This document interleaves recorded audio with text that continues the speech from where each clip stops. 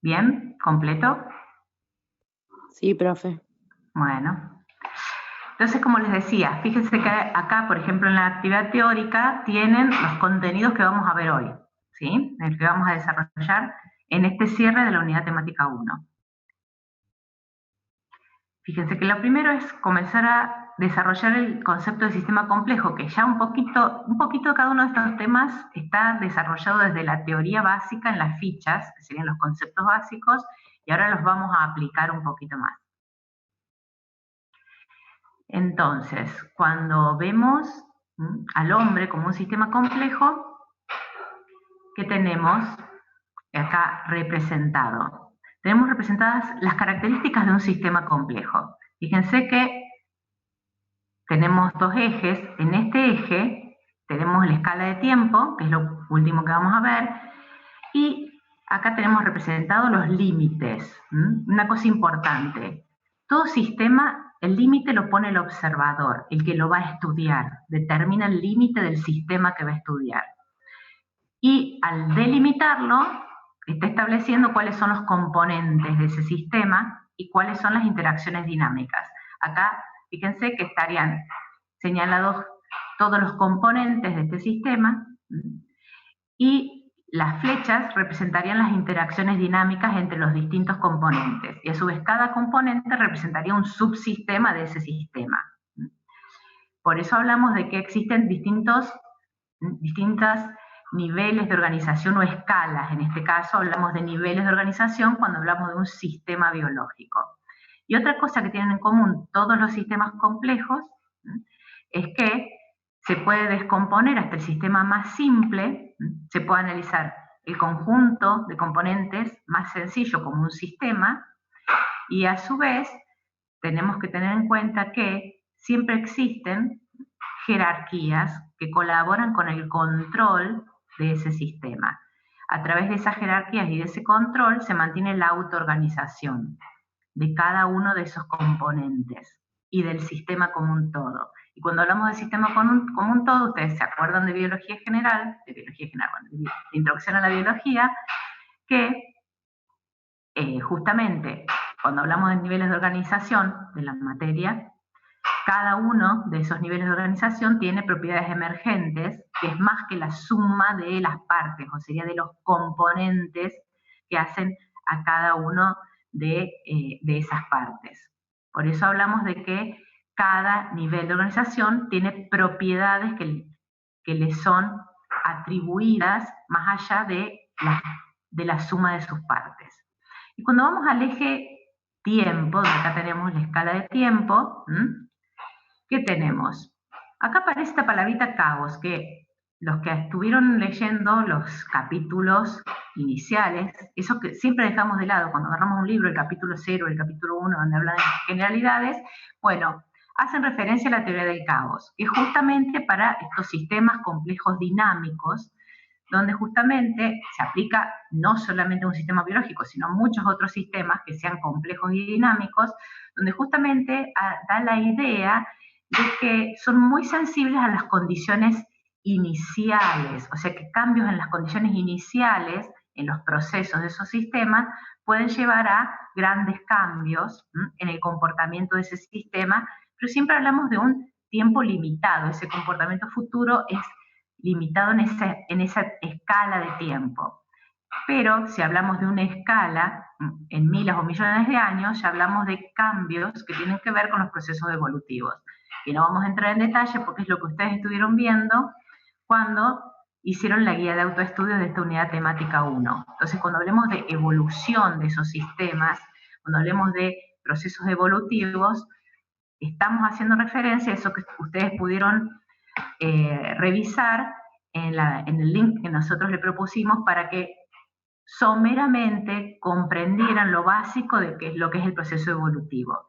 Entonces, que cada vez que hablamos de cambios en los componentes y en los procesos de un sistema biológico, estamos haciendo referencia indirectamente a los procesos evolutivos que llevan a la aparición al azar, por todos esos mecanismos que ustedes pudieron ver a través de los procesos evolutivos.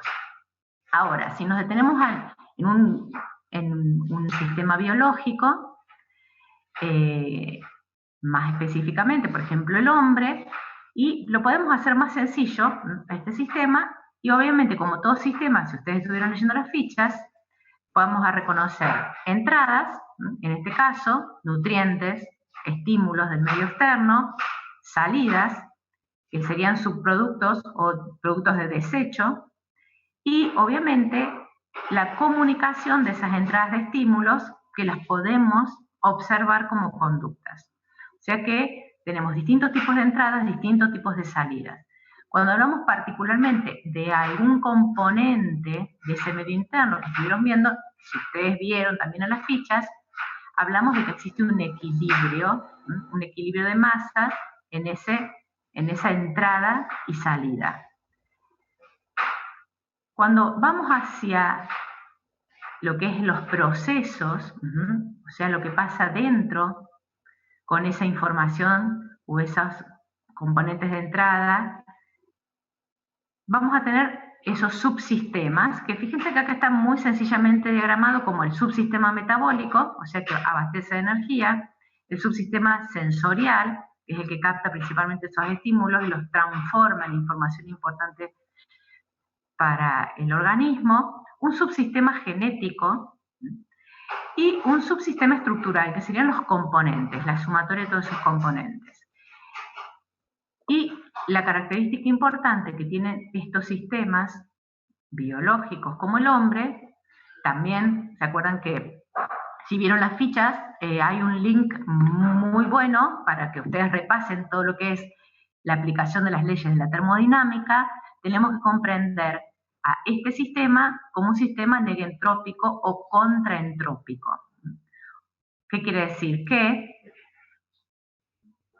esa conservación, ¿se acuerdan que definimos que características del sistema era que era autoorganizado y autorregulado, como cualquier sistema complejo? Un sistema biológico como el mismo organismo del hombre, que contiene estructuras autoorganizadas y autorreguladas, implica un gasto energético importante, y ese gasto energético en la ruptura de estos nutrientes genera desechos como el dióxido de carbono, el calor, que se van a disipar al medio. Y esa disipación al medio es lo que hace que ese sistema sea contraentrópico. Se mantienen estas estructuras en función de que libera el medio que los circunda lo que, entre comillas, podríamos llamar desorden, o sea que son los desechos de ese metabolismo. Y en función de todo esto, o sea, todos estos subcomponentes están en función de estos tres parámetros importantes. Fíjense que hablamos de crecimiento, reproducción y homeostasis. ¿Por qué están separados de esa forma? Porque esos son los tres procesos más importantes en los cuales se distribuye la energía que se genera en ese individuo. Hay una competencia, existe una competencia en estos procesos de esa distribución de energía. Dependiendo de la etapa del ciclo vital, por eso también es importante considerar cuando hablamos de los procesos fisiológicos, tener en cuenta en qué etapa del ciclo vital se encuentra el individuo, esa distribución de energía va a ser distinta. Obviamente que la mayor parte está en función de la homeostasis. La homeostasis como que, cuando hablamos de la homeostasis como un sistema, sabemos que es una propiedad de esos sistemas autorregulados. Esa propiedad permite mantener las variables, o sea, esas interacciones y esas variables en un estado estacionario. Ese concepto, que en la teoría de sistemas aparece ¿por qué? Porque lo tomaron conjuntamente, en la misma época estaba Cannon discutiendo y tratando de discernir esto que había, este término que había generado de medio interno, Claude Bernard, y en tratar de entender cómo ese medio interno mantiene esa estabilidad, esa composición. Por eso acuñó ese término de homeostasis. Ese mismo término fue retomado por quienes estaban estudiando los sistemas complejos, y fue como una convergencia evolutiva de pensamientos. Al mismo tiempo estaban pensando desde sistemas biológicos, desde sistemas de ingeniería, el cómo se desarrollaban ciertos procesos. Y ese término homeostasis entonces se aplica tanto a sistemas creados por el hombre como a sistemas biológicos. Pero cuando hablamos de sistemas biológicos, decimos que esa propiedad del organismo es la que ayuda para mantener las condiciones de estabilidad y composición del medio interno. Que ya sabemos que el medio interno, ¿qué es? Sencillamente, como lo dijo Claude Bernard cuando habló de medio interno, es el líquido que baña cada célula del organismo. O sea, el líquido intersticial, que obviamente tiene una determinada composición y que nosotros conocemos como parámetros fisiológicos de ese medio interno. Fíjense que hablamos de la temperatura, del pH, la glucosa, el bicarbonato, los iones que componen, el cloro, el potasio, el sodio, las presiones de oxígeno, de dióxido de carbono, son todos parámetros fisiológicos. Ya sabemos que esos parámetros fisiológicos no son más que variables. Son variables que lo importante es que cuando hablamos de homeostasis, hay un conjunto de mecanismos homeostáticos, que son un conjunto de procesos, que son los que mantienen las condiciones de estabilidad y composición de ese medio interno. Esos mecanismos se basan en que, nuevamente, confluyen ideas que en esos momentos se estaban generando en dos ámbitos distintos, como es la teoría de sistemas y la teoría del control desde la ingeniería, y desde la biología y la fisiología, con Cannon y sus grupos de estudios, de cómo se generan estos mecanismos para mantener esa composición del medio interno. Nuevamente confluyen esas ideas y ese principal mecanismo se da a través de sistemas de control. Había habido alguien que levantó la mano. No sé si puedo ir interrumpiendo cada tanto. Sí, yo como... ¿Alguien quiere preguntar? Sí, ahí había una de las alumnas quería preguntar sobre parámetros y variables. Yo le dije que al final de la clase, pero... Sí, ahora vamos a ver, al final de la clase, si quieren pregunten, porque van a ir muchas de sus preguntas se van a ir respondiendo en las siguientes diapositivas. Fíjense que ya hablamos de parámetros y que dijimos, son variables, son todas variables, ¿sí?, que llamamos parámetros porque son las principales variables de ese medio interno que van a terminar siendo justamente controladas, cuando hablamos acá, y reguladas. Por eso fíjense que acá hablamos de una variable regulada. O sea que cuando hablamos de esas variables, hay muchas de esas variables, particularmente las que hacen al medio interno, todas esas que nombramos recién, que tienen sensores específicos, que ese sensor detecta constantemente, el sensor está siempre, los niveles de esa variable. Por ejemplo, si hablamos de un osmoreceptor, está detectando constantemente la osmolaridad del medio interno, ¿sí? Esa osmolaridad de ese detector, esa información que detecta, va a confluir a un centro de control, que generalmente, no siempre, está constituido en el hombre en el sistema nervioso central. No siempre, vamos a ver algunas características, pero siempre lo vamos a llamar centro de control. ¿Qué característica tiene ese centro de control? Fíjense que acá hablamos de un set point. Set point, si ustedes ven las fichas, está ahí definido, sería el nivel, el rango en el cual esa variable se mantiene. ¿Se acuerdan que esa constancia, entre comillas, del medio interno habla de cuál es el rango en el que se mantiene esa variable? Ese sería el set point. Esa información es enviada al efector. Ahora, estas flechas que tenemos acá están incompletas. ¿Por qué? Porque esto que tenemos acá esta vinculación entre el sensor y el centro de control no es una flecha de por sí, sino que es una vía, es una forma de enviar el mensaje, que puede ser una vía nerviosa o una vía endocrina. Y aquí tenemos, entre el centro de control y el efector, tenemos otra vía, que es la que denominamos eferente, que también puede ser una vía nerviosa o una vía endocrina. O sea que tenemos una vía aferente y una vía eferente. El efector es el que realiza la respuesta, efectúa, justamente efector es porque es quien ejecuta la respuesta, y esa respuesta es la que va a impactar en esa variable que está siendo censada. Ahora, este mecanismo, en este sistema de control, esta variable que ha sido controlada y regulada, tiene impacto, es censada nuevamente por ese sensor, y por la acción del efector, el sistema de control tiene éxito cuando tiene una retroalimentación negativa. Ustedes dirán, ¿hay retroalimentación positiva? Sí, hay retroalimentación positiva, pero no es parte de los mecanismos de control de esa variable. Hay 2 o 3 mecanismos que se dan por retroalimentación positiva, pero no son los que se manejan de esta forma, o sea, tienen los mismos componentes, pero justamente la respuesta que dé el efector no tiene la función de restituir el valor dentro del rango de la variable controlada.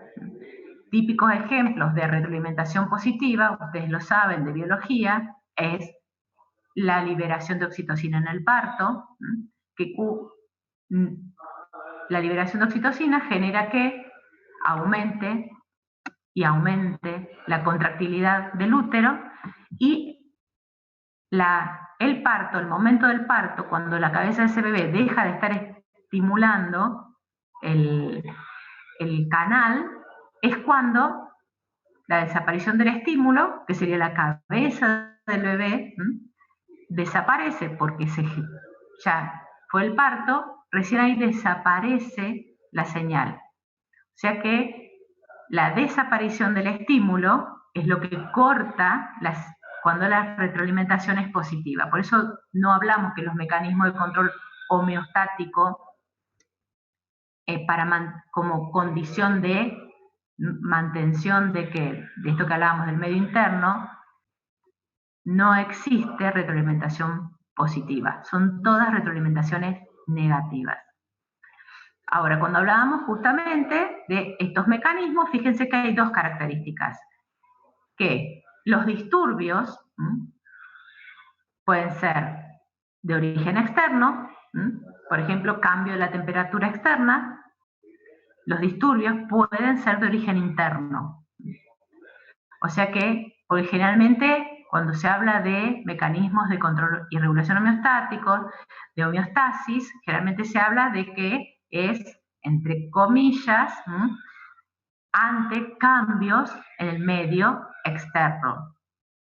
Pero vamos a ver a través de la asignatura que la mayoría de los cambios se producen por disturbios en el medio interno, no en el medio externo. Entonces, cuando hablamos de estas principales variables, que son los parámetros fisiológicos que son reguladas, acá que tenemos los que estuvimos nombrando recién. Fíjense, presión arterial de oxígeno, de dióxido, concentración de potasio, de calcio, protones, glucemia, temperatura corporal, presión arterial media, volumen circulante, osmolaridad. Y en esta tablita les resume principalmente lo que hablábamos recién, que lo importante cuando observamos ese modelo de control es que estas variables tienen un sensor, o sea que hay un conjunto de neuronas o una estructura que sensa la presión de oxígeno, o que sensa la cantidad de protones, o que sensa la glucosa circulante. Eso sería el sensor o receptor. Centros de control, que dijimos, fíjense que hay algunos en el sistema nervioso central, y dijimos que otros no están en el sistema nervioso central. Los vamos a ir, cada uno de estos parámetros los vamos a ir desarrollando a lo largo del cursado. Ahora es solamente una introducción para que ustedes comprendan la diferencia entre una variable que es censada y que a su vez a través de ese mecanismo de control se regula a través de esto, de un sensor, de un centro de control, de un efector y de una respuesta. Las principales, todos estos que están acá son los que llamamos parámetros, son regulados. Entonces, cuando hablamos del concepto de homeostasis, este tipo de respuesta, este tipo de estrategia, es lo que denominamos homeostasis reactiva. La palabra se lo está diciendo. Ante la perturbación que dijimos podía ser del medio externo o del medio interno, de esa variable, que es controlada por el sistema de control, se desencadena una respuesta. Esa respuesta es correctiva, o sea que siempre se inicia después de que existió la perturbación de ese parámetro. Y se caracteriza por ese mecanismo de retroalimentación que es negativa, y esa retroalimentación negativa es lo que mantiene a esa variable dentro de lo que conocemos como rango de normalidad. O sea que una vez que ha sido cuantificada, o sea, esto existe más allá de que el hombre lo haya podido cuantificar. Una vez que lo hemos podido cuantificar, ¿qué quiere decir? Que existen las técnicas, los mecanismos, las técnicas, los aparatos para poder dosar cada uno de estos parámetros. Se ha construido la idea de que existen límites, que serían estableciendo los rangos. Por eso lo que tenemos acá, el valor de referencia, sería como la media, y este sería el rango de normalidad. Cuando a partir del rango de referencia, o el valor de referencia, comienza a desplazarse hacia uno de los rangos, de los extremos del rango, eso es censado, se activa el mecanismo de retroalimentación negativa como sistema de control, y hacia el otro extremo del rango también. Por eso, ustedes, ¿qué encuentran en los libros? A veces van a encontrar un valor de ese parámetro variable, que sería lo que está representado en la línea roja, y a veces encuentran dos valores, porque están hablando del rango, dice entre tanto y tanto, y a veces encuentran un valor con un signo más menos. ¿Qué les está diciendo? Que es ese valor más menos que está diciendo que es tanto hacia arriba, tanto hacia abajo. O sea que hay tres formas en que pueden encontrar en los textos representado esto que hablamos de el valor de referencia y el rango de normalidad. Obviamente que este concepto de homeostasis reactiva fue ampliado en su desarrollo, y el mismo Cannon comenzó a estudiar distintas respuestas, y una de las respuestas que estudió fue la respuesta ante estímulos estresores, y fue lo que denominó estrés. Cuando hablamos entonces de estrés, es una respuesta fisiológica ante estímulos estresores que alteran la homeostasis, o sea que tenemos respuestas físicas, estímulos estresores físicos como el frío, químicos como la falta de oxígeno, algunas cuestiones que tengan que ver con daño a la estructura corporal, como puede ser hemorragia, hipotensión, el dolor, emociones como el miedo. Todos esos estímulos se constituyen como estímulos estresores.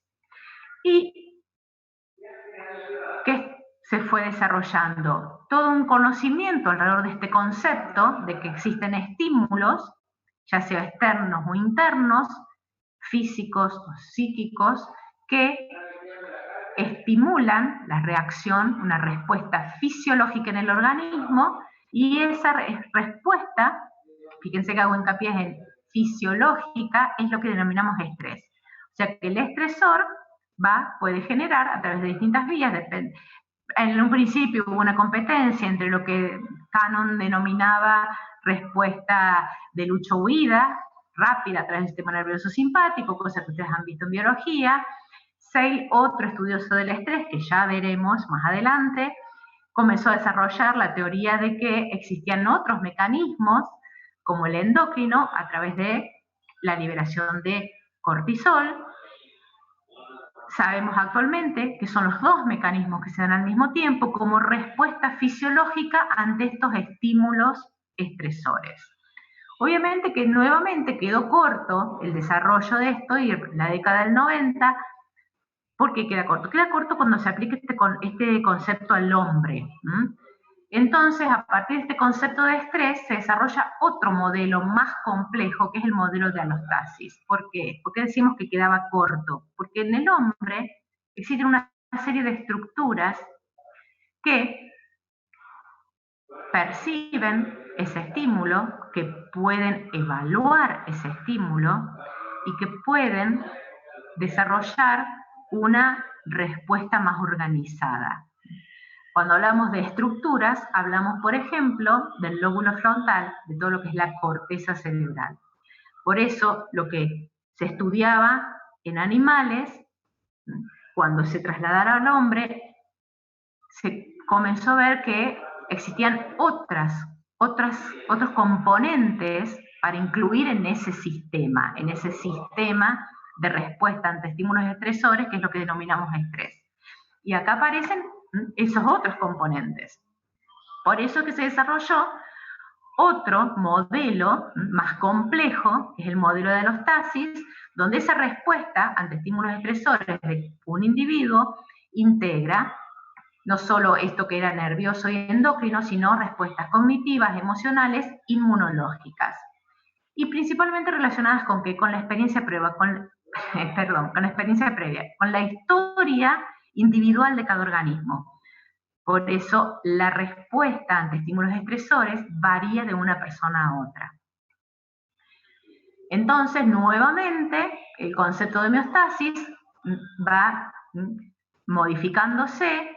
Llegamos al concepto de alostasis como un proceso, fíjense, por el cual el organismo da respuesta a estos estímulos, pero incluye en el hombre todo esto que hablamos de sistema cognitivo y emocional.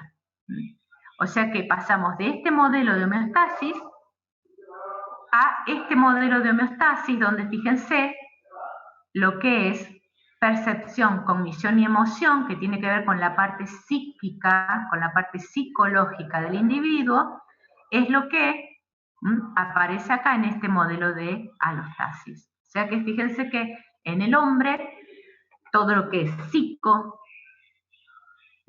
si ustedes observan la ubicación en el modelo, todo lo que tiene que ver con lo psicológico tiene un gran impacto sobre los otros tres sistemas que consideramos cuando estudiamos la homeostasis como los tres pilares que participan en esos mecanismos de control y regulación, que son el sistema nervioso, el sistema endocrino, que son los primeros estudiados, por ejemplo, en estrés, y el sistema inmune.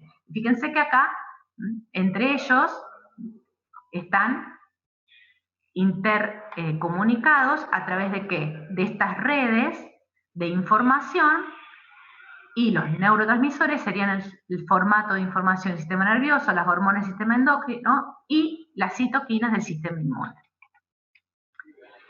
Obviamente que nuevamente queda corto el concepto de homeostasis, más allá de este crecimiento hacia la alostasis, al observar ciertas características de algunas variables, de algunos parámetros fisiológicos que se modifican a lo largo del día, como la misma temperatura corporal, el mismo hecho de pasar de un estado de vigilia a un estado de sueño, y entonces se incorpora un nuevo término, que lo incorpora en la década del 80 también, 80-90, Muret,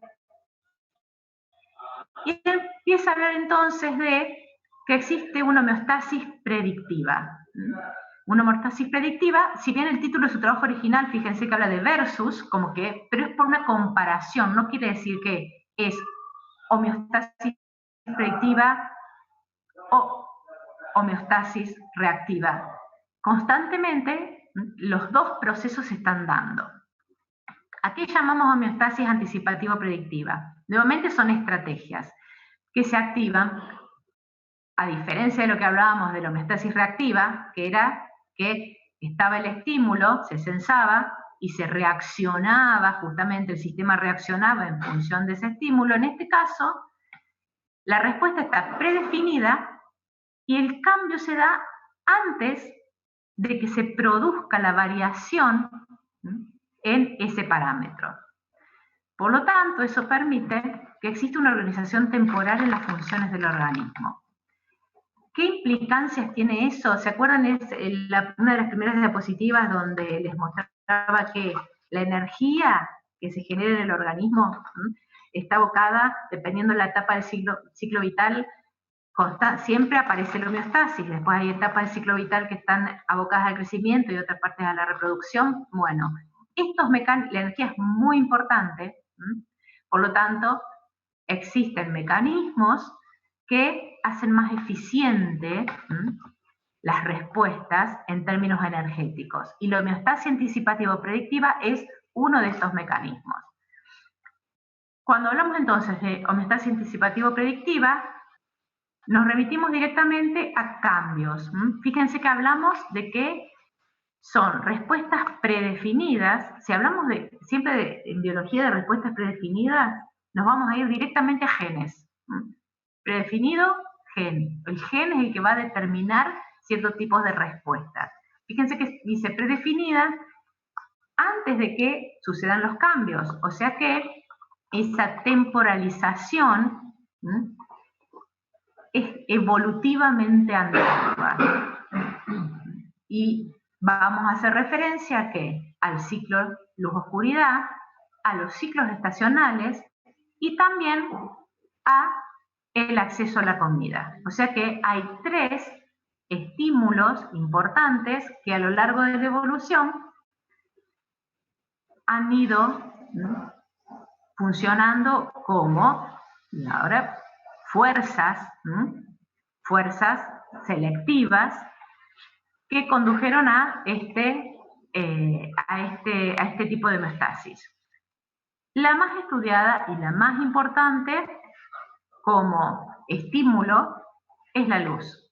Y entonces ahí nos dirigimos a desarrollar el tema de que hablamos de ritmos circadianos. Cuando hablamos de circadianos hay muchos tipos de ritmos. Nosotros solamente nos vamos a enfocar a estudiar el ritmo circadiano, que sería el ritmo que nos vincula con el medio externo, con ese ciclo luz-oscuridad. Cuando hablamos entonces que estamos vinculados evolutivamente a ese ritmo luz-oscuridad, estamos hablando de que el ritmo luz-oscuridad es un ciclo de que se da por la rotación y traslación de la Tierra, ¿sí? Y es lo que da ritmicidad a las condiciones de luz y también de temperatura, porque se va estableciendo ese cambio en las estaciones. Entonces, esos ritmos, que hablamos de ritmos circadianos, han sido originados hace miles de millones de años. En las primitivas células se fueron estableciendo por estas presiones de selección que existieron constantemente en la evolución, que existían células donde algunos genes que se replicaban en el periodo nocturno, obviamente generaban una mayor eficiencia ante la exposición a la radiación ultravioleta, porque en esas épocas, cuando hablamos de células primitivas, no existía capa de ozono. Por lo tanto, aquellas células que no se replicaban en el periodo nocturno tenían muchísimo más daño en su replicación y terminaban no prosperando. Lo que lleva a hablar entonces de que hay un sistema molecular circadiano, es lo que llamamos reloj celular, o sea, cada célula del cuerpo contiene un reloj celular en sus genes. O sea que hay un grupo de genes, que seguramente ustedes los vieron en genética, regulan su propia transcripción y a su vez así regulan la función de esa célula en un ritmo cercano a las 24 horas. Y intracelularmente, ese mecanismo tiene un sistema de control a través de un feedback negativo. O sea que no vamos a entrar en detalle de cuáles son los genes, lo importante es que ustedes tengan el concepto de que los relojes, estos relojes internos, no es que estén en una estructura o dos estructuras, están en cada una de nuestras células. ¿Por qué? Porque existen genes dentro de cada célula que sus transcriptos, este simbolito de esta onda, quiere decir que son genes que participan de este ritmo, en el cual, a medida que se producen, se acumulan, y su acumulación, o sea, su producto, hace retroalimentación negativa sobre su propia transcripción. Y eso en un lapso cercano a 24 horas. Y hay algunos de esos transcriptos que tienen impacto en otros genes que son los que hacen a la función de esa célula. Ahora, lo importante es que ese ritmo, que dijimos que está organizado en periodos de luz-oscuridad, en ese ciclo geofísico de la Tierra, en estos miles de millones de años, en el hombre tiene un sistema. Nuevamente dijimos que cuando hablamos de sistemas complejos delimitamos el sistema. Entonces acá estamos delimitando el sistema como un sistema circadiano. En ese sistema vamos a comenzar a ver cuál es el estímulo y cuál es la principal estructura que conocemos como marcapasos, que es el núcleo supraquiasmático. Fíjense que acá que está modelizado, que cada célula del cuerpo, cada órgano tiene este sistema de genes que regulan la funcionalidad de la célula en este periodo de cercano a 24 horas. Ahora, tiene que haber existe una forma de que se sincronice. Fíjense que hablamos que una cosa es que exista ese reloj endógeno que evolutivamente en cada célula se fue generando, y otra cosa es que se sincronice ese reloj endógeno celular con el ritmo luz-oscuridad geofísico, que sabemos que va cambiando a lo largo del año por la traslación de la Tierra. Todos sabemos que durante el verano los días son mucho más largos que en el invierno, por ejemplo. Entonces, este sistema tiene que ver con esto, con la sincronización del periodo de luz-oscuridad geofísico, o sea, del medio externo, con el reloj interno o endógeno que tiene cada célula del organismo. ¿Cómo se da esto? Entonces vamos a ver varios componentes. Lo más importante que tenemos que tener en cuenta es que nuestra forma de contacto con el periodo de luz-oscuridad es a través de los fotones de la luz, y la vía de entrada, ¿cuál es? Todos conocen ya la retina.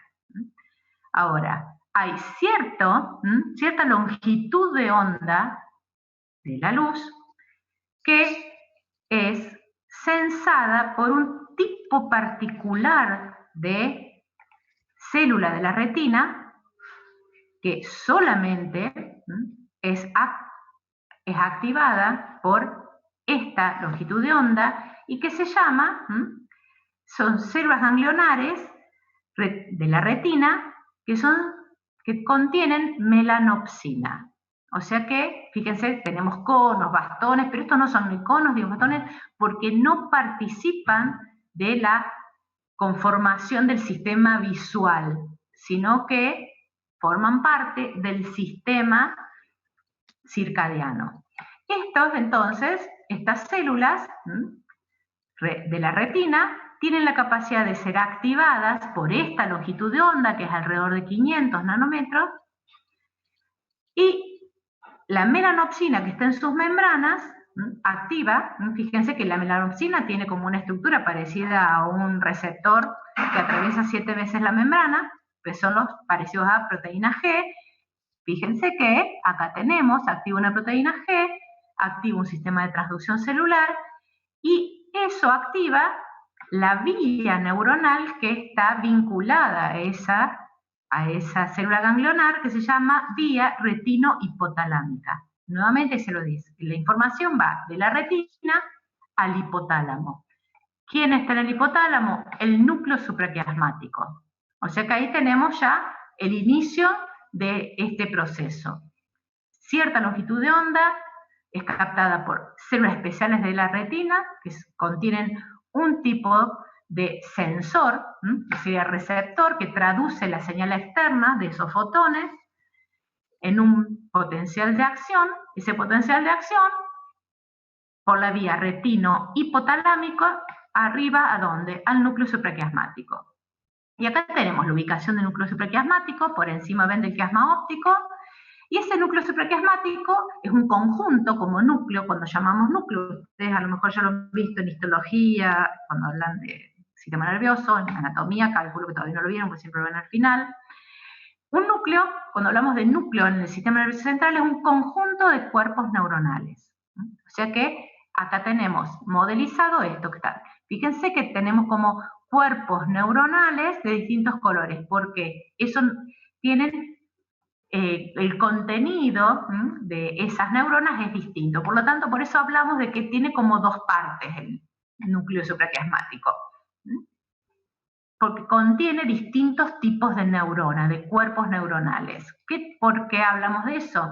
Contiene distintos tipos de neuronas que contienen distintos mensajeros. Fíjense entonces, acá tenemos 3 tipos de mensajeros. BIP, GABA y ABP. Son 3 tipos de neurotransmisores que se van a liberar desde estos cuerpos neuronales. O sea que ya tenemos por acá esta vía que va de la retina al núcleo supraquiasmático, donde se libera un neurotransmisor que es excitador, o sea que estimula al núcleo supraquiasmático. Y ahora la cuestión es, dentro de esta red neuronal, fíjense que acá si podemos considerar, por ejemplo, podemos considerar el mismo núcleo supraquiasmático como un sistema. Recortamos nosotros el sistema y vemos entradas y salidas del núcleo supraquiasmático, y acá que tenemos una red. Cada uno de estos conjuntos de neuronas son distintos componentes o subsistemas dentro del núcleo supraquiasmático. Por eso hablamos, volviendo a hacer referencia a lo primero, nosotros delimitamos. Ahora, una vez que delimitamos un sistema, ubicamos componentes, ubicamos entradas, ubicamos salidas y ubicamos relaciones. En el caso del núcleo hipotalámico supraquiasmático, es la estructura del sistema nervioso central que denominamos marcapasos. ¿Por qué? Porque el marcapasos, en el sentido de que es el principal regulador del resto de los relojes endógenos.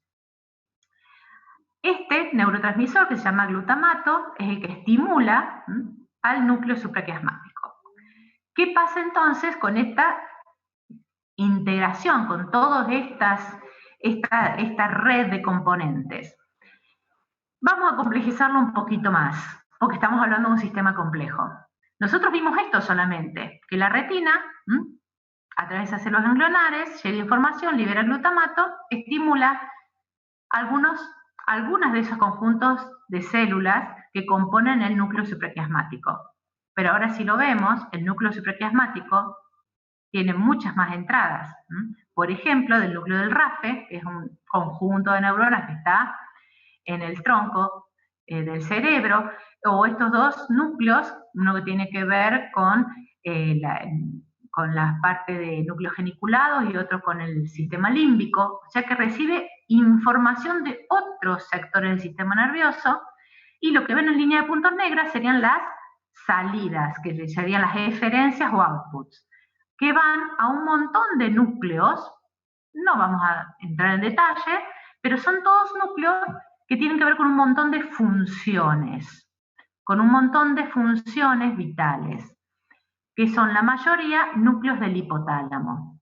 Están muy cerquita del núcleo supraquiasmático porque son también núcleos hipotalámicos. Entonces vamos a ver un ejemplo.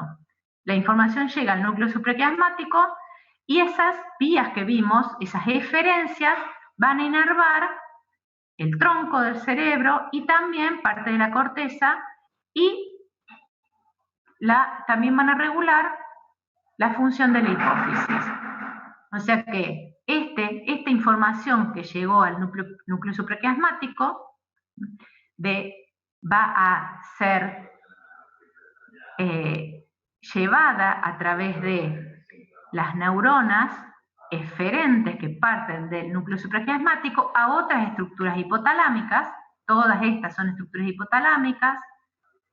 Fíjense que cada una tiene su reloj, porque sabemos que cada célula tiene su reloj, por lo tanto, el que, entre comillas, vamos a hacer una analogía, el que pone en hora el resto de los relojes del cuerpo es el núcleo supraquiasmático. Y acá vemos una forma neuronal, o sea que hay un montón de estructuras a las cuales el núcleo supraquiasmático arriba a través de sus propias eferencias, principalmente otros núcleos del hipotálamo. Esos núcleos del hipotálamo son muy importantes porque van a regular conductas, van a regular la liberación de hormonas y van a regular al sistema nervioso autónomo. Hay otra forma a través de la cual ese núcleo supraquiasmático coordina los ritmos circadianos con otras estructuras periféricas, a donde no arriban neuronas eferentes del núcleo. Y eso lo hace a través de la melatonina. Algunos de ustedes ya han oído hablar de la melatonina, a lo mejor en biología o en histología, que es la hormona liberada por la glándula pineal. Acá que tenemos la ubicación, ¿sí? Acá tenemos el núcleo supraquiasmático como parte del hipotálamo y acá tenemos la ubicación de la glándula pineal. La comunicación entre estas dos estructuras nos va a dar la vía y nos va a poder ayudar a entender el cómo se libera la melatonina. Esta melatonina, fíjense, se estudió principalmente y primeramente su vía, de como la mayoría de los procesos que estudiamos, primeramente fue estudiado en animales y posteriormente identificados en el hombre. Acá tenemos, por ejemplo, en ratones, nuevamente, que dijimos se libera el glutamato sobre el núcleo supraquiasmático. El núcleo supraquiasmático, ¿se acuerdan que tenía distintos conjuntos de neuronas y uno de ellos era el GABA? Bueno, GABA es un neurotransmisor inhibitorio. O sea que cuando hay luz, se libera el glutamato sobre el núcleo supraquiasmático, este núcleo libera GABA sobre esta vía. Eso que le está diciendo, que todo el resto de esta vía queda inhibido mientras hay luz. Si lo vemos en el hombre, que tenemos acá entonces, cuando hay luz, dijimos las células ganglionares se activan, liberan glutamato en el núcleo supraquiasmático, este libera GABA, y toda esta vía neuronal, fíjense que es una vía bastante extensa, son una vía neuronal que llega ¿a dónde? A la glándula pineal, está inhibida. O sea, mientras hay luz, está inhibido. En el momento en que no hay luz, o sea que esas células ganglionares de la retina no son activadas por esa longitud de onda, esta liberación de GABA no sucede, entonces toda esta vía queda activada. Y se produce la liberación de melatonina por estímulo de esta neurona que libera noradrenalina. Entonces acá tenemos toda una vía neuronal que es parte de cómo se libera melatonina. Y la melatonina se libera cuando no hay señal lumínica. O sea que cuando no hay señal lumínica, porque entonces este GABA no se libera, este núcleo hipotalámico libera glutamato, en el núcleo del tronco se libera acetilcolina que estimula a este ganglio y este ganglio libera noradrenalina sobre los pinealocitos, que serían las células que componen la glándula pineal. Si lo vemos en un eje tiempo, ¿qué vemos? Que durante el periodo nocturno es cuando aumenta la liberación de melatonina. Y mientras está aumentada la liberación de melatonina, esa misma melatonina que tenemos acá, una retroalimentación negativa. O sea que fíjense que tenemos un sistema en el cual también hay un control por retroalimentación negativa.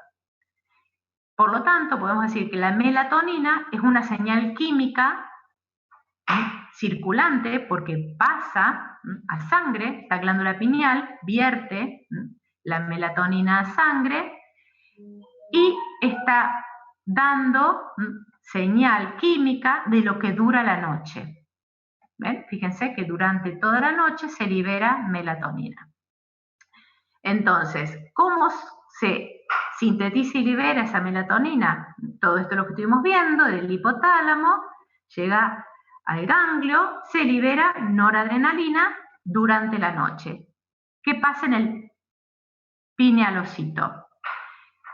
Se activa un receptor, en este caso, bueno, receptor beta, un subtipo de receptor, que ya tendremos tiempo para ver. Hay nuevamente un mecanismo de transducción que a través del aumento del MP cíclico activa una proteína quinasa A y estimula, ¿qué cosa? A través de esa proteína quinasa A, la síntesis activando la enzima, que sería la enzima limitante de la síntesis de melatonina,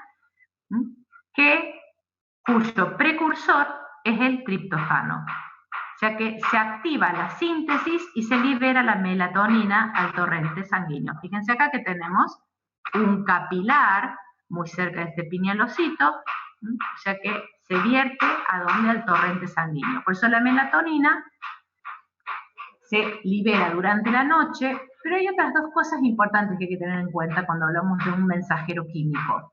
Más allá de saber cómo es la activación para que se libere, cómo es la síntesis, también es cómo a lo largo del ciclo vital, porque dijimos que hay modificaciones, ya sea en la etapa de crecimiento, en la etapa reproductiva, en la vejez, hay cambios en estos sistemas. Y eso sería que acá tenemos, o sea que hay cambios a lo largo del día en este ritmo circadiano para esta hormona y hay cambios en el ciclo vital. ¿Qué tenemos acá? Ejemplificado en la curva, esta curva son los niveles de melatonina que se llegan en la noche entre los 5 y 10 años. Fíjense cómo cambian los niveles de melatonina cuando llegamos o tenemos más de 65 años. O sea que hay cambios también a lo largo del ciclo vital que hay que tener en cuenta, porque nos ayudan a explicar cómo se producen ciertos cambios entre la niñez y la vejez. La melatonina, a su vez, ejerce su acción a través de receptores de membrana. Y hay una cosa importante acá a tener siempre en cuenta, que este es un ejemplo. A través de este ejemplo vamos a ver varios conceptos. Uno es que puede haber distintos receptores. En la mayoría de los mensajeros químicos hay 2 o más subtipos de receptores, y que en general estos subtipos de receptores tienen distinta afinidad por el mensajero químico. O sea que pueden tener gran afinidad o alta afinidad o baja afinidad. Que tenga alta afinidad quiere decir que con muy poquita liberación está estimulado. Baja afinidad, que quiere decir que se necesita mayor cantidad circulante para que esté estimulado. En este caso hay 2 subtipos de receptores que reciben esos nombres, 1 y 2, lo pueden encontrar como LM o MT, y están acoplados nuevamente haciendo hincapié en que cada mensajero, este mensajero endógeno, tiene receptores de membrana o pueden ser intracelulares o intranucleares, pero siempre esos receptores son los que traducen la información a cambios en la célula. En este caso, el receptor de melatonina es uno acoplado a proteína G, pero están acoplados a proteína G en forma invertida. AGI y AGQ acoplados, fíjense, en AGI que disminuye los niveles de MP cíclico y AGQ activando los niveles de diacilglicerol y IP3. Ahora, cada uno de ellos, el MT1 tiene esa actividad y el MT2 el opuesto. Fíjense que en una célula en actividad, ¿qué vamos a tener? MT1, acá tenemos, ¿ven? GI, que inhibe la nitrociclasa, disminuye los niveles de MP cíclico, estimula GQ, a través de la fosfolipasa C, aumenta la actividad de PKC, los niveles de calcio intracelular, termina impactando ¿en dónde? En la transcripción génica. Ahora, acá hay un proceso que quiero que nos detengamos, que pueden existir los dos subtipos de receptor en la misma célula. Se sabe que el MT1 es el que ejerce los efectos sobre la transducción. Ahora, esto que tenemos acá en este recuadro, donde la adenilato ciclasa está impactada por distintos mecanismos de transducción, activados por distintos receptores. En este caso, los dos de melatonina puede haber otros más acoplados. Por ejemplo, acá, este es un factor de crecimiento, o una prostaglandina, que tenemos acá lo que se conoce como crosstalk, o sea que el resultado en esa célula de la acción sobre los niveles de MP cíclico no es solo el de la melatonina sobre MT1, sino si hay prostaglandina circulando, si hay algún factor de crecimiento, si está activado, depende de los niveles de melatonina, si se llega a activar MT2 o no. O sea que es la sumatoria de todos los receptores que tiene una célula en el mismo momento, por ejemplo, para conocer cuál es el efecto real sobre los niveles de MP cíclico.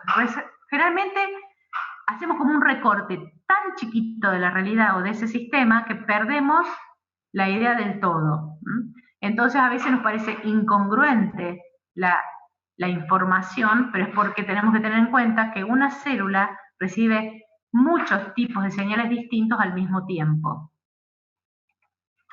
Por ejemplo, entonces, cuando hablamos de melatonina, que dijimos por el torrente sanguíneo llega a un montón de esos relojes que tenemos en el resto de las células y en cada una de las células, a nivel del mismo cerebro, a nivel del músculo esquelético, de tejido adiposo, de hígado, de páncreas, y en cada una de esas células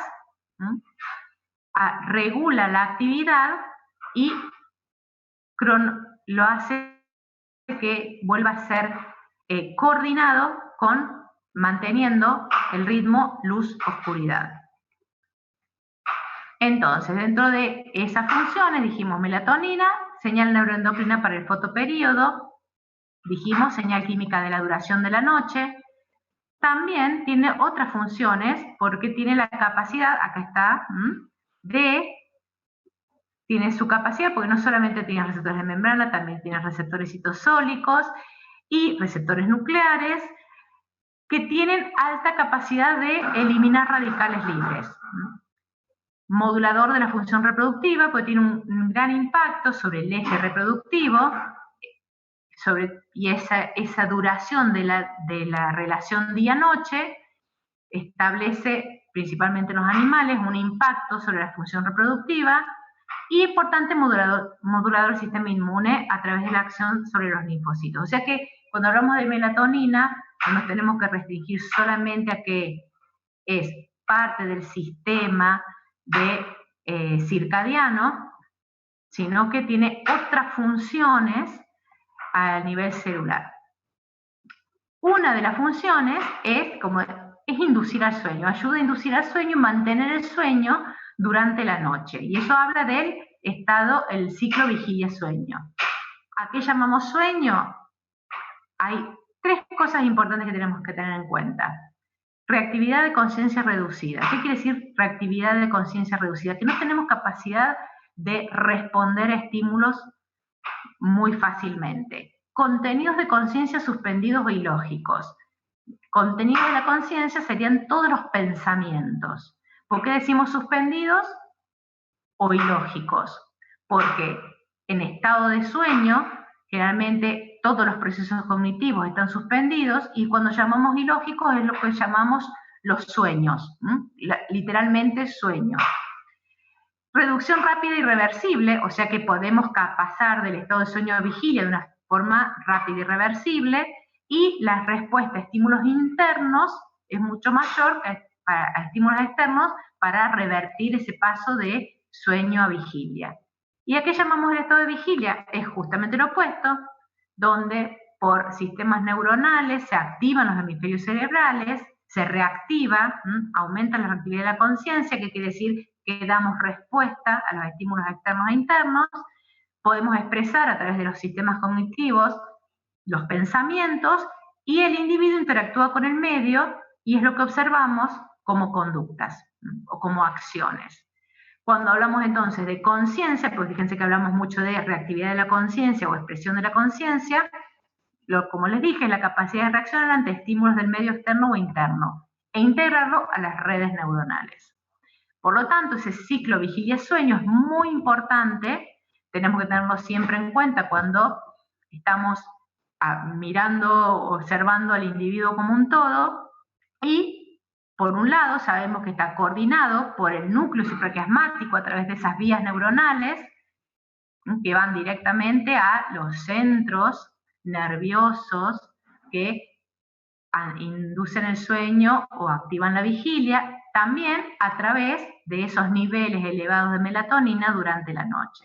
No vamos a entrar más en detalle, porque ya cuando veamos sistema nervioso veremos particularmente cada uno de estos procesos. Ahora es para que lo integren a que vean que cada una de estas variables que hablamos nosotros, que vamos a ir hablando a lo largo del cursado, cada uno de estos parámetros van a estar impactados por estos ritmos, y algunos se van a expresar de una forma en la vigilia y otra forma en el sueño. Y este ciclo vigilia-sueño también tiene mucho que ver con la liberación, por ejemplo, de hormonas, porque si bien la melatonina se libera durante la noche mediante el mecanismo que recién expresamos, hay otras hormonas que tienen un ritmo, vigilia-sueño, que se establece una diferencia porque aumentan antes, durante el amanecer, antes del despertar, que es, por ejemplo, el cortisol. O sea que los niveles de glucocorticoides, fíjense acá en humanos, ¿sí?, que tenemos, que es totalmente distinto al roedor. Pero ¿cómo es distinto al roedor? Sí, porque el humano tiene hábitos diurnos y el roedor tiene hábitos nocturnos. O sea que estos ritmos de ciclo vigilia-sueño también determinan el patrón de actividad de cada individuo. Cuando hablamos del patrón de actividad de cada individuo es que a lo largo de los estudios de estos ritmos circadianos se identificó que existen personas, fíjense que acá que tenemos en este eje los niveles de melatonina en plasma y acá las horas del día. Fíjense que hay personas cuyo nivel de melatonina en plasma aumenta, el pico lo tiene alrededor de las 20 horas. ¿Esto qué quiere decir? Que a partir de ahí comienza a descender. Si comienza a descender la melatonina, quiere decir que estamos perdiendo el sueño, se activa y aumenta tempranamente los niveles de cortisol.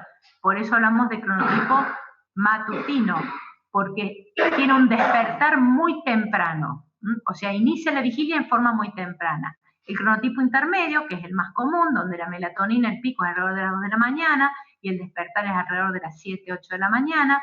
Y después tenemos un cronotipo vespertino. ¿Qué pasa en estos casos? Fíjense, el pico de melatonina se da más cerca de las 6 de la mañana. Por lo tanto, ¿por qué se llama vespertino? Porque el despertar de esas personas se da cerca del mediodía. Son todos cronotipos distintos. Ahora, puede llegar, todas estas señales que vimos en este sistema circadiano pueden llegar a desincronizarse y eso genera muchas patologías. Cada vez más patologías están vinculadas a esta desincronización. Porque nosotros dijimos que tenemos este sistema, la señal lumínica, que es la que vimos como principal, se le llama Zeitgeber, que es en alemán, obviamente no lo sé pronunciar bien en alemán, que serían las principales señales que coordinan o que sincronizan el medio externo con el reloj interno. Teóricamente, todo funciona bien, como lo explicamos recién. O sea que a través del núcleo supraquiasmático, ya sea por vías neurales o por la liberación de melatonina, se sincronizan adecuadamente los relojes de endógenos de cada una de las células.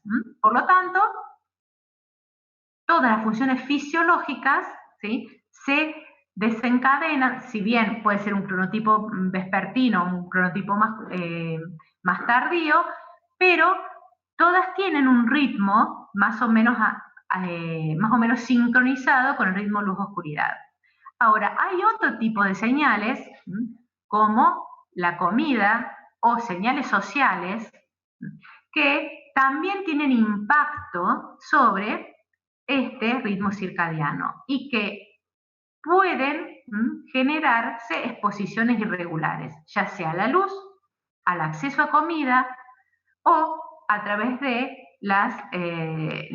los tiempos que establece la cultura o el trabajo. Por eso hablamos de tiempos sociales. Típico ejemplo, quedarnos hasta altas horas de la noche estudiando, sobre todo expuestos al tipo de luz que son artificial, que tienen un impacto directo sobre la inhibición de la liberación de melatonina durante la noche. Ya nos estamos desincronizando con el ritmo luz-oscuridad. Ritmos de trabajo nocturno, desincronizando con el ritmo luz-oscuridad. Y otro importante factor externo es el acceso a comida. O sea que vamos a tener muchos efectos no deseados cuando ese ritmo circadiano se desincroniza.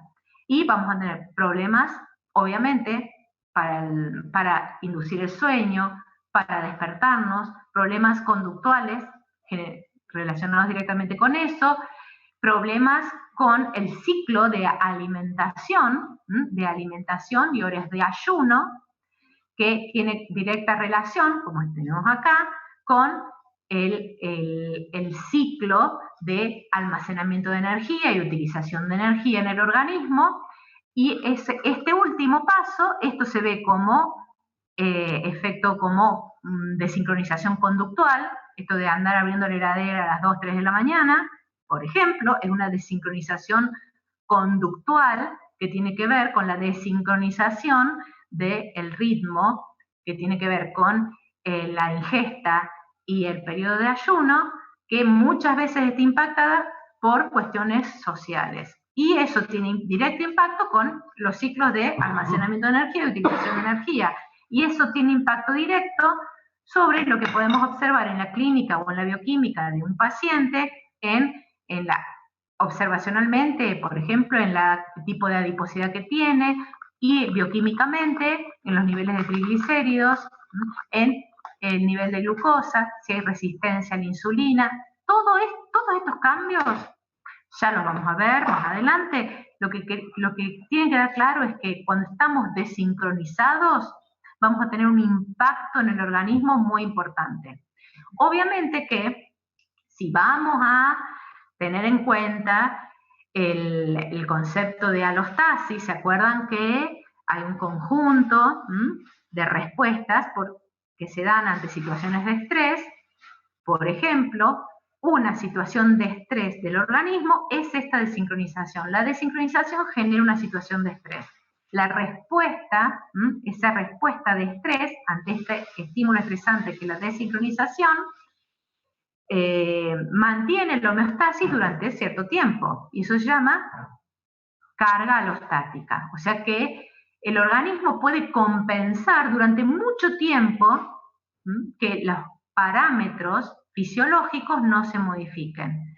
Pero llega un momento en que son superadas esos procesos internos del organismo de compensación que llevan a mantener la homeostasis de los parámetros fisiológicos, y ahí es cuando se supera la carga alostática y se llega a lo que conocemos como, por ejemplo, síndrome metabólico. O sea que no es que si estamos 2 días despiertos vamos a tener este impacto, sino que es cuando superamos todos los procesos fisiológicos que están activados como respuesta ante esta situación. Cuando son superados, pues se llama sobrecarga alostática, comienzan a aparecer todas estas patologías. Relacionado con lo que es el ciclo que tiene que ver con la alimentación, solamente para que tengamos en cuenta, cuando veamos regulación de la ingesta, lo vamos a ver en detalle, que así como la luz, la comida también es una señal externa, sobre todo el acceso a comida, y tenemos un conjunto de núcleos en hipotálamo. Todo esto que ven acá en amarillo son un conjunto de núcleos hipotalámicos que están en estrecha vinculación y que son los que, por ejemplo, regulan la ingesta. O sea que fíjense que ya hablamos de varias cuestiones que se integran a nivel hipotalámico, como dijimos, el núcleo supraquiasmático, coordinándonos o sincronizándonos con el ritmo luz-oscuridad. En este caso tenemos un conjunto de núcleos hipotalámicos que tienen vinculación con el núcleo supraquiasmático, pero a su vez son los que van a regular la ingesta y la saciedad. Por lo tanto, ese hipotálamo, además de participar de la regulación de la ingesta, por ejemplo, que recibe todo este tipo de información, señales neuroendocrinas, la información del ritmo circadiano, información que tiene que ver con cómo procesamos este estrés a través de los mecanismos alostáticos, información metabólica. O sea que el hipotálamo se constituye en un centro de integración, el centro de integración más importante. Acá lo ponemos como ejemplo de centro de integración en función de la regulación de la ingesta, pero es el centro de integración de prácticamente la mayoría de las funciones vitales. Por eso cuando hablamos del hipotálamo como conjunto de núcleos que conforman una red y que en el organismo es el principal centro integrador. Cuando hablamos de red de información, así como hablamos de núcleo supraquiasmático, ¿qué quiere decir que es una red de información? Que va a tener señales de entrada, por ejemplo, señales de entrada que pueden ser metabolitos, otras señales de entrada que son las señales que vienen de otras estructuras nerviosas, como por ejemplo el sistema límbico, y señales de salida, o sea que desde el hipotálamo va a partir información, ya sea a través de la hipófisis, por el eje hipotálamo hipofisario, y así impactar sobre el sistema nervioso, neuroendocrino.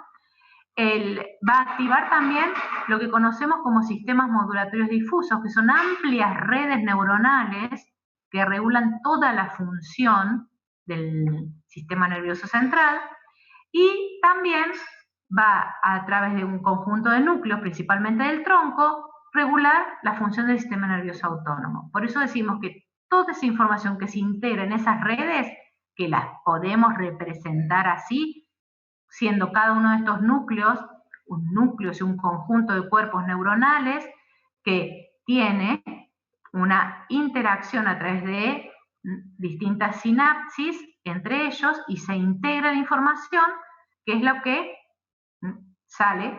Acá tenemos entrada, salida, si vemos al hipotálamo como un sistema, a través de estas vías que dijimos.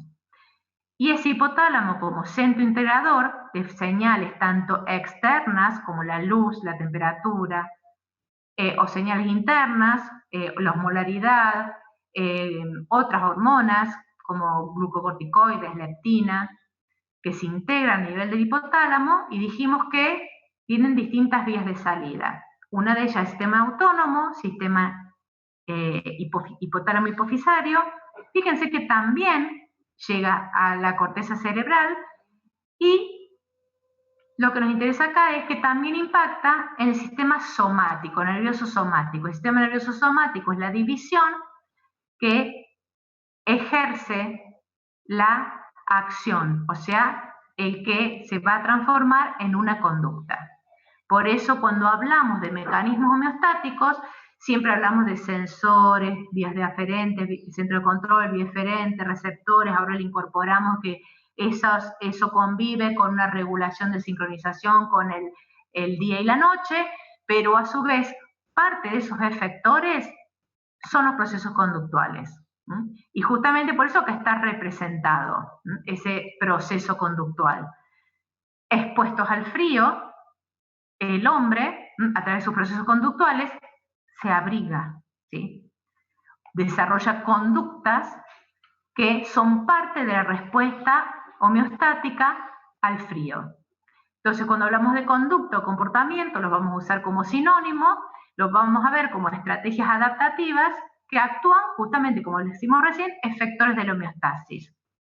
También estas estrategias lleva a que estemos en contacto con miembros de la misma especie, o sea, con otros hombres o con miembros de otra especie, y siempre se van a ver expresados como cambio de actividad del organismo, o sea, como acciones. Por eso acá hablamos de que la expresión es a través del sistema motor somático. Entonces, la conducta, si lo vemos en un modelo sencillo, ¿qué vamos a tener? Estímulo, receptor, fíjense, volvemos a repetir el mismo modelo, y acá, en la expresión del efector, se da la respuesta, que es una conducta. Si lo vemos en un sistema más complejo, ¿qué tenemos? Que la ejecución del acto motor, tenemos un centro integrador, que puede ser la médula, si esto es un acto reflejo, y que tenemos acá un montón de sistemas neuronales, de redes neuronales corticales, que pueden desarrollar respuestas y se ejecutan un comportamiento. Por eso tenemos que tener en cuenta que ya sea un acto reflejo, donde el centro integrador es la médula, o una ejecución de un comportamiento más complejo, donde se integró al nivel cognitivo, siempre la conducta es parte de la respuesta homeostática. Y cuando hablamos del sistema cognitivo, ¿de qué hablamos? De esa red neuronal que está inervando y que comparte información e integra información en la corteza, principalmente en el lóbulo frontal. Y entonces ahí pasamos al último tema, que es la integración psico, neuro, endocrino, inmune. Fíjense que fuimos sumando cosas. Entonces, cuando hablemos de sistemas de control y regulación, nunca tenemos que perder de vista que estamos integrando todas estas partes, la parte psíquica, la parte neuronal, la parte endocrina y la parte inmune. Cuando hablamos de las características de las evidencias fisiológicas del carácter social del hombre, porque esta parte psico, la parte más importante, es al hombre como ser social, que es la parte de estudio de la sociobiología. La sociobiología, entonces, ¿qué estudia? Justamente volvemos al concepto de evolución. ¿Cómo estudiamos, cómo se estudia la evidencia biológica del hombre como ser social? A través de grupos de grandes simios, con los que compartimos el 99% de los genes. Somos 99% iguales, particularmente este grupo de simios que se llaman bonobos, y donde compartimos expresión de las emociones, compartimos que tenemos aprendizaje social, compartimos que existen distintos tipos de relaciones sociales. O sea que a través de esos estudios se va evidenciando las bases biológicas del hombre como ser social. Ahora, ¿qué nos relaciona y qué nos separa? Dijimos que hay un 99% de similitud entre el humano o la rama antropoide de los chimpancés y bonobos. ¿Qué es lo que nos está diferenciando principalmente? Es la parte, el desarrollo cognitivo. Y principalmente, fíjense acá, no es la cantidad de neuronas, sino la cantidad de astrocitos y oligodendrocitos en los cerebros.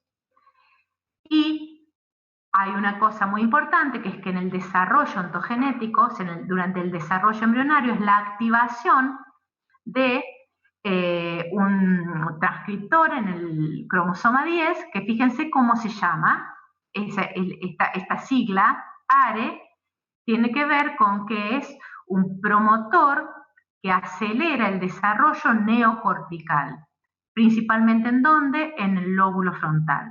Por lo tanto, ¿esto qué quiere decir? Que achica el ciclo, el tiempo del ciclo de división celular, o sea que en el mismo tiempo de desarrollo embriológico se desarrolla muchísimo más la corteza en el hombre que en el chimpancé. O sea que esa pequeña diferencia, ese 0,01%, por ejemplo, está dada por la presencia de este transcriptor. Y cuando entonces hablamos de ese sistema psico, que tiene que ver con las base biológica del hombre como ser social, donde lo integramos a qué, ya lo vimos, ahora que incorporamos al sistema circadiano, iremos incorporando la integración con el sistema neuroendocrino, sistema autónomo y sistema inmune. ¿Esto qué quiere decir? Que cada vez que observemos cómo se modifica una variable, tenemos que tener en cuenta todas estas patas que son parte de los controles. O sea que en cada tejido vamos a encontrar, en cada célula, posiblemente, no en todas, vamos a encontrar receptores para los mensajeros de todos estos sistemas. Del sistema circadiano, por ejemplo, receptores de melatonina, del sistema nervioso autónomo, por ejemplo, receptores alfa o beta, para el sistema nervioso autónomo, o sea, receptores de citoquina, y del sistema neuroendocrino, principalmente de hormonas, de algunas de las hormonas que regulan. Por eso hablamos de que cada célula recibe mucha información al mismo tiempo y a través de esos procesos de crosstalk, o sea, de integración intracelular, es que se ejerce una respuesta. Acá entonces terminamos de observar cómo entonces ese ambiente social impacta sobre el sistema nervioso central a través del sistema cognitivo y a través de la liberación de neurohormonas y neuropéptidos va a tener impacto sobre el sistema endocrino y el sistema inmune. Y a su vez el sistema endocrino con sus hormonas y el sistema inmune con la citoquina. Cada una de estas patas, sistema nervioso, dentro del sistema nervioso y neuroendocrino, incorporamos también el sistema circadiano que vimos hoy, sistema inmune, son patas de la homeostasis.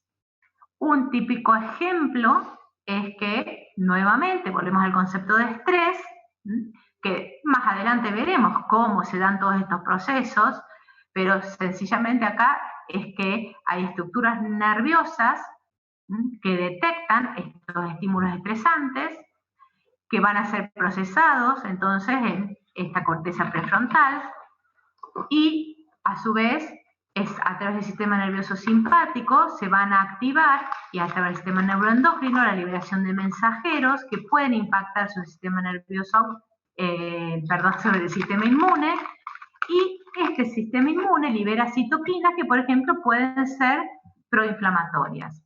O sea que todos estos sistemas están íntimamente involucrados. Ya vamos a ver algunos ejemplos cuando veamos sistemas de defensa, como la exposición a ciertos agentes estresores pueden modificar el perfil bioquímico de estas citoquinas, haciendo que aumenten las citoquinas proinflamatorias o que aumenten las citoquinas antiinflamatorias. Y otra cosa importante que se ha ido incorporando en los últimos años es que tenemos que tener en cuenta otro sistema que convive con nosotros, lo vamos a ver mucho cuando veamos el sistema digestivo, que es la microbiota. Porque esa microbiota, es ese conjunto de microorganismos que conviven con nosotros, tienen también un impacto, que acá está señalado por esta flecha, botón A, de impacto tanto sobre el sistema nervioso, el sistema inmunológico y el sistema endocrino. O sea que, como ven, hablamos del hombre como sistema complejo, porque a su vez adentro de cada una de estos los podemos subdividir en otros sistemas y subsistemas. Por lo tanto, no pierdan de vista, por más que para enseñar recortemos la realidad, no tienen que perder de vista que el hombre, como un todo, como sistema complejo, ¿sí?, tiene una gran interacción de cada uno de estos componentes. Bien, entonces, 3 o 4 cosas de cómo aplicar mientras están estudiando fisiología estos conceptos. Primero, siempre tener en cuenta el concepto de sistema y recordar que nosotros podemos delimitar al sistema.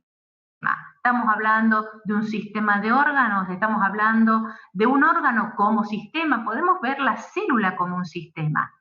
Por ejemplo, cuando veamos ahora en la unidad temática 2, homeostasis celular, estamos estudiando a la célula como un sistema. siempre vamos a tener que tener en cuenta en ese sistema los límites del sistema, los componentes del sistema y lo más importante del sistema, las interacciones en esos componentes y cuáles son los intercambios de entrada y salida. Y acá un concepto importante cuando estamos leyendo o cuando estamos tratando de, cuando estamos leyendo, estudiando, en lo posible, no solo leyendo, y de cómo integramos la información. Porque si bien a veces tomamos las cosas como sinónimos, depende del recorte que hagamos del sistema, vamos a darle un tinte más anatómico o un tinte más funcional. Fíjense, acá les puse 3 ejemplos. Sistema cardiovascular versus sistema circulatorio. Generalmente lo usamos como sinónimo, pero no es lo mismo. Sistema cardiovascular nos está haciendo referencia a las estructuras, es un punto de vista más anatómico. Sistema circulatorio es más que el sistema cardiovascular, porque habla de por dónde circulan los fluidos. Y tenemos otro sistema por donde circulan fluidos, que es el sistema linfático. Entonces, si comparamos sistema cardiovascular y sistema circulatorio, parecen lo mismo, pero no son lo mismo. Cardiovascular, fíjense, un término anatómico, se lo está describiendo, es el corazón más los vasos vinculados al corazón, es un sistema cerrado que principalmente hablamos del sistema de distribución de oxígeno y nutrientes. Cuando hablamos de sistema circulatorio, también ahí no es solamente el cardiovascular, sino también el linfático, por eso hablamos que es un término fisiológico. No solamente circula sangre, sino sangre y linfa cuando hablamos de sistema circulatorio, y obviamente se amplían las funciones. Ahora, lo mismo pasa cuando comparamos, ¿sí?, circulatorio y linfático, ¿sí?, porque acá el linfático es parte del circulatorio. Y a veces también usamos como sinónimo, pero no es lo mismo, linfático e inmune. Vamos al mismo término, a la misma comparación. Linfático tiene que ver más con una cuestión estructural, inmune con una definición funcional. O sea que el sistema inmune incorpora muchos más psicos, es parte del sistema inmune. Por eso es muy importante que tengamos en cuenta, cuando estamos estudiando, el término, porque el término nos ayuda a delimitar de qué sistema estamos hablando. Por ejemplo, cuando estamos hablando de estos procesos, inspiración-expiración, no hay duda que estamos hablando del sistema de ingreso e intercambio de gases, sistema respiratorio, podemos hablarlo. Ahora, cuando tomamos todos estos sistemas integrados, estamos hablando del sistema de nutrición. Fíjense que en ese caso el sistema de ingreso e intercambio de gases es parte o es un subsistema del sistema de la nutrición. Entonces, es muy importante que tengamos en cuenta cuáles son los subsistemas de cada uno de los procesos que estamos estudiando. Y por último, una cosa muy importante también es que todos los mecanismos que estudiamos los podemos enfocar, como dijimos, a través de los distintos niveles de organización, que son jerárquicos, que a su vez tienen distintos niveles de control. Entonces, cuando hablamos de un nivel celular e intracelular, que es la unidad temática 2, hacemos el recorte de sistema en la célula. Entonces, tenemos que revisar principalmente cómo maneja la energía la célula, cuáles mecanismos tiene de intercambio con el medio externo, que sería el líquido extracelular intersticial. Entonces, ahí nos abocamos y delimitamos el recorte a la célula. Cuando hablamos del nivel tisular, fíjense que el recorte es este, que es lo que vemos en la unidad temática 3. El recorte es, vemos al tejido a través de cómo se conforma ese tejido, esas uniones intercelulares, la matriz, qué impacto tiene en la sustentación y la generación de este tejido con sus factores de crecimiento, y la parte del sistema que genera intercambios con cada tejido. Ese líquido intersticial el intercambio es a través de la perfusión, a través del flujo sanguíneo. Por lo tanto, el recorte al que llegamos es el de microcirculación. Y después tenemos el mayor recorte, que es cuando hablamos de un nivel sistémico, donde el parámetro que estamos estudiando, porque acá tenemos parámetros, que es lo que vimos al principio, parámetros de ese medio interno, como presión de oxígeno, presión de dióxido o glucosa, que son esas variables del medio interno, que tienen mecanismo de control y regulación, por lo tanto los llamamos parámetros. Y después, a nivel pero acá estamos hablando a nivel local, cómo interactuar a nivel local. Ahora, si hablamos a nivel sistémico, ¿qué tenemos? Ya los sistemas, cómo se regula, por ejemplo, con el sistema endocrino, con el sistema nervioso. Por ejemplo, en este caso es un recorte de un modelo de cómo se regula la frecuencia cardíaca y la resistencia periférica. Y es una regulación sistémica. O sea, por eso, ¿por qué se llama extrínseca? Porque es extrínseca a ese tejido u órgano. Y en ese caso, en esas regulaciones sistémicas, van a aparecer un conjunto de variables, que son variables, porque la definición de variable que es que puede tomar distintos valores, que son cuantificados en este caso, esas variables, pero no son controladas. ¿Qué quiere decir? Que no existe un sensor específico.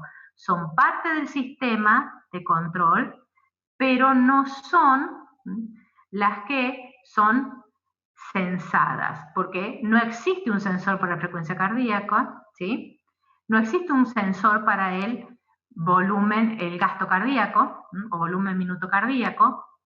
Son variables, pero no son las que tienen sensores, sino que a través de su modificación tiene impacto en, por ejemplo, la presión arterial, que sí es la que es censada a través de los varoreceptores. Estas variables principalmente son las que tienen lo que se llama en algunas variables rango adaptativo. Fíjense a qué llamamos rango adaptativo.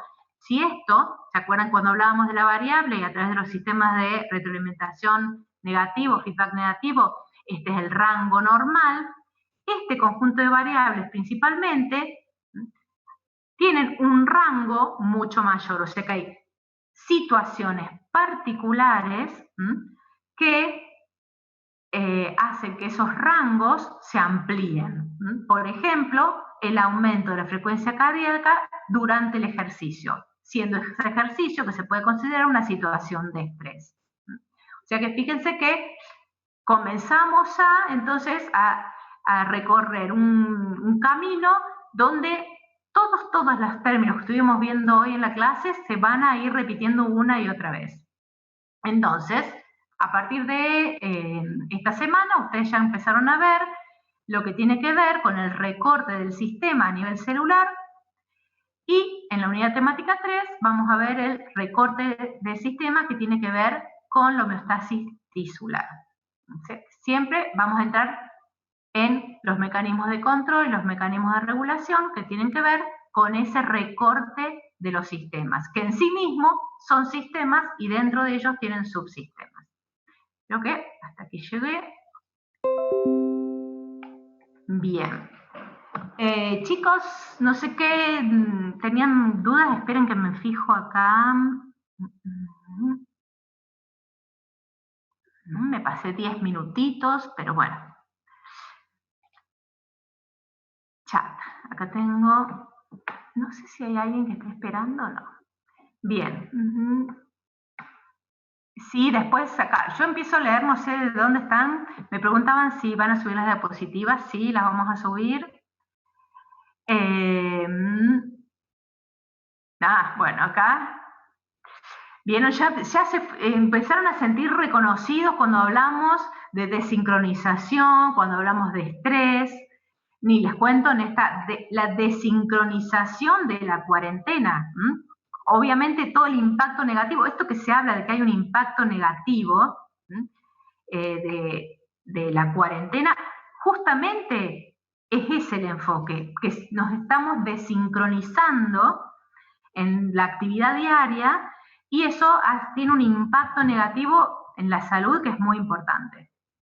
Fíjense entonces, ustedes ya pueden empezar a indagar en el cómo una cuarentena prolongada tiene un impacto negativo sobre la salud. Y ahí vamos a lo importante de siempre preguntarse el cómo. Podría, a ver, chicos, ¿quieren abrir el micrófono? Porque yo así no pierdo el que me quiera preguntar. Porque acá hablamos, ejemplo de una variable que no sea un parámetro. Por ejemplo, la estatura. La estatura es una variable, pero no es un parámetro. No es un parámetro del medio interno. Bien. Bien, justamente la desincronización, los niveles de sueño son lo que más nos desincronizan, justamente. Pero como les dije, lleva mucho tiempo. Si están estudiando 3 o 4 días toda la noche, no es que se van a desincronizar. El problema es si son meses así. A ver, entonces, todo parámetro es una variable, pero no toda variable exactamente. Así es. Bien, el rango que se mantiene, a ver, ¿qué más? Definir set point. Bien, ahora voy.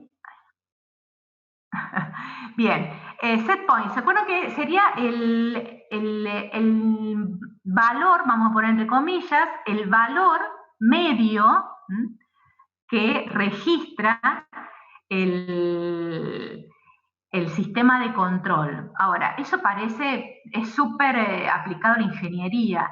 Si lo tenemos que traducir a un sistema biológico, sería, por ejemplo, dijimos, osmoreceptores en el hipotálamo, que sensan la osmolaridad ¿de qué? Del líquido intersticial. Esos osmoreceptores son neuronas, ¿sí? Son neuronas que tienen intercambiadores y que, dependiendo de la osmolaridad, lo que van a ver esta semana, aumentan o disminuyen su volumen celular.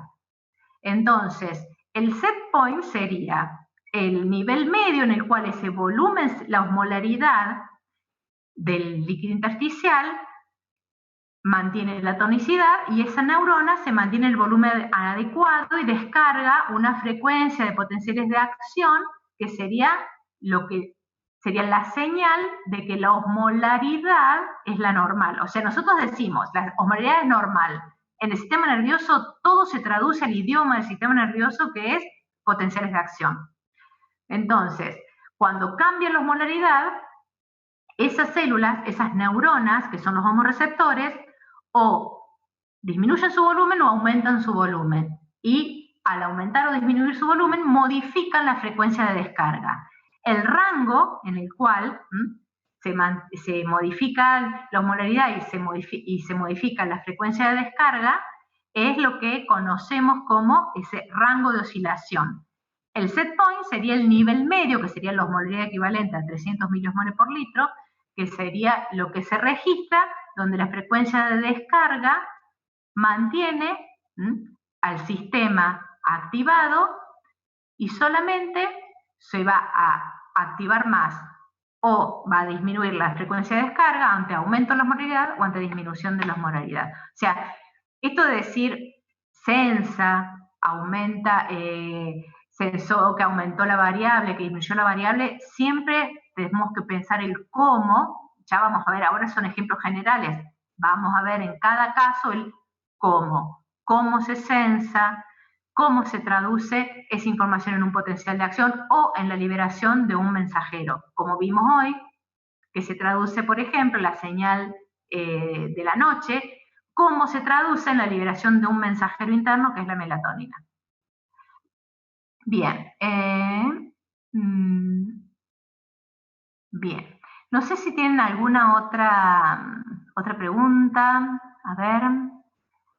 Un mecanismo, a ver. Un mecanismo de control.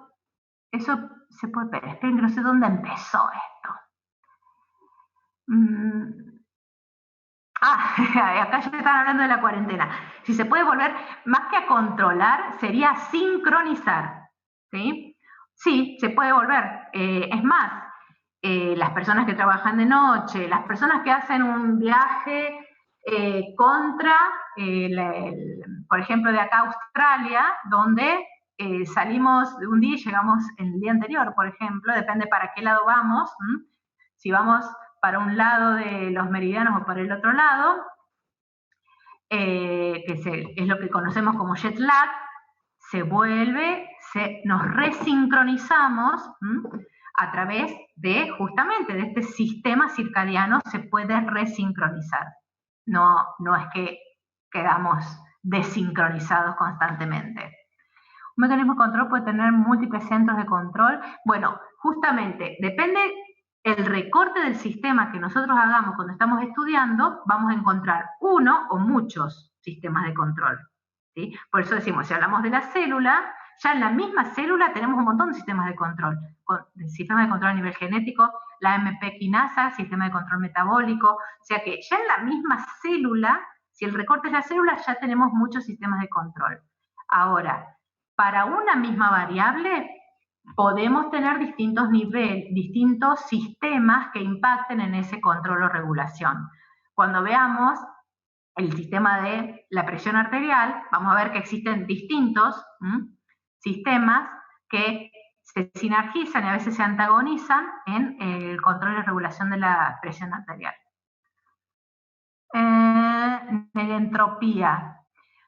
Y no me lo hagan explicar. Bueno, negentropía se lo explico rápido, pero por favor, tómense el tiempo, creo que son 5 minutos, de ver el video donde ustedes en las fichas tienen leyes de la termodinámica, tienen el link a un video que lo explica bellamente, muy sencillamente, o sea que si les quedaron dudas de química, biología, de las leyes de la termodinámica aplicadas al organismo, está bellamente explicado.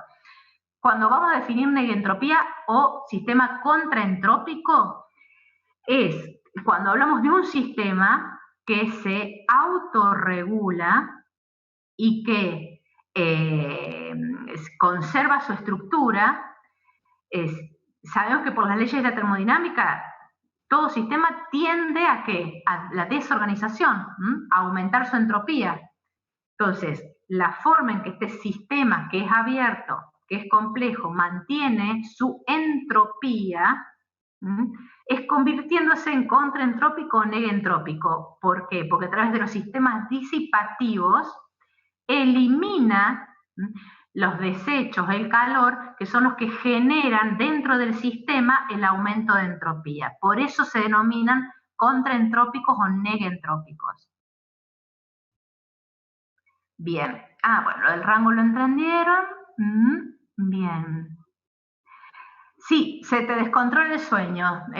Si bien vimos que hay como fenotipos de personas que naturalmente tienden a despertarse muy temprano, toda la vida, a las 6 de la mañana, otros que se tienden a despertarse a las 8 de la mañana y otros que tienden a despertarse al mediodía. Ahora, cuando estamos, pero eso es porque es el fenotipo, como vimos ahí, los 3 principales fenotipos. Ahora, por la desincronización, ya sea por cuestiones sociales, porque tenemos trabajo nocturno o porque estamos estudiando de noche, el acceso a comida, al abrir la heladera, ya decimos porque no estamos, también porque el acceso a comida en ciertos horarios vinculados al ritmo luz-oscuridad ayudan a mantenernos sincronizados. Al tener la heladera abierta con la luz artificial, abrimos, comemos a la hora que sea, todo eso hace que llevemos a la desincronización del sistema. Obviamente que podemos volver a sincronizarlo, pero tenemos que cognitivamente hacer un trabajo